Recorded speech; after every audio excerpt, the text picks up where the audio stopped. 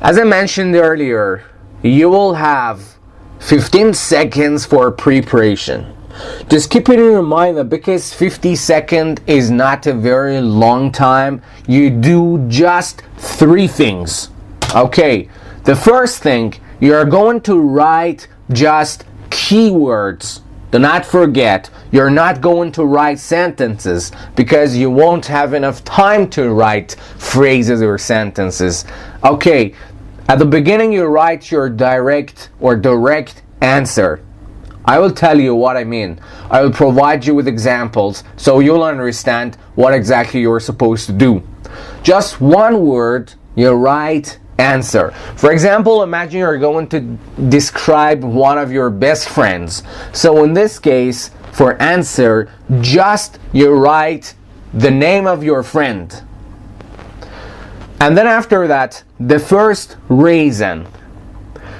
When I say write the first reason, I do not mean that you're supposed to write sentences, just the keyword of the first reason.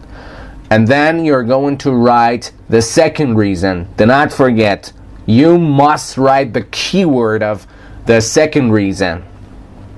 Also, when it's over, you will have 45 seconds to answer. So what we should do in this case, I will tell you everything.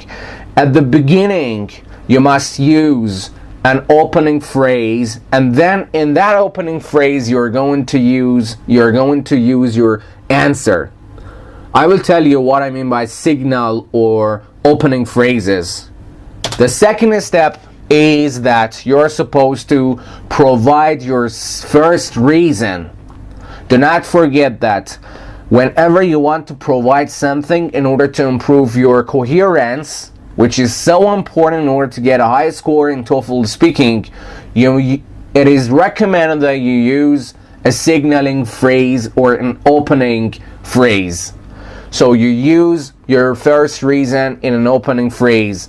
After that, do not forget, I told you in order to get a better score, specifically about topic development, it is necessary to provide examples and explanation. So after you have provided the reason, the first reason, you're going to explain it. And then finally you're going to provide an example.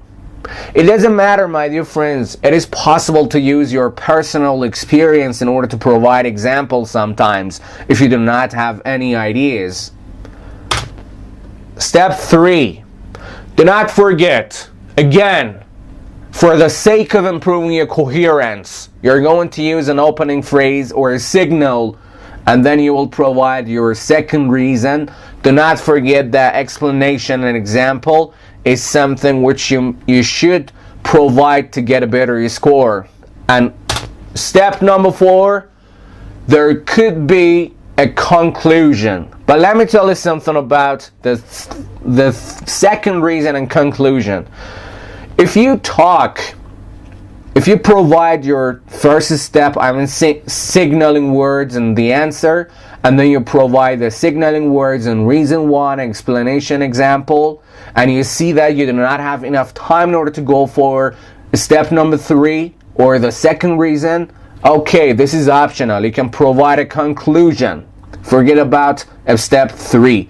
But if you have enough time, do not forget, this is the way that you should answer the questions. So we have 4 steps: answer, reason 1 with explanation, an example, signal, reason 2, explanation, plus example. Finally, you're going to provide your conclusion. Let me tell you something about signaling words. These are the signaling words which you can use as your opening phrases.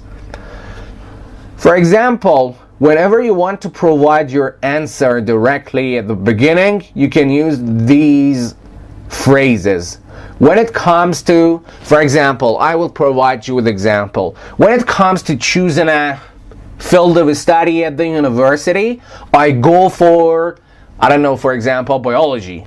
Okay, this is an opening phrase or a signal for your answer. After this signal, you are going to provide your answer.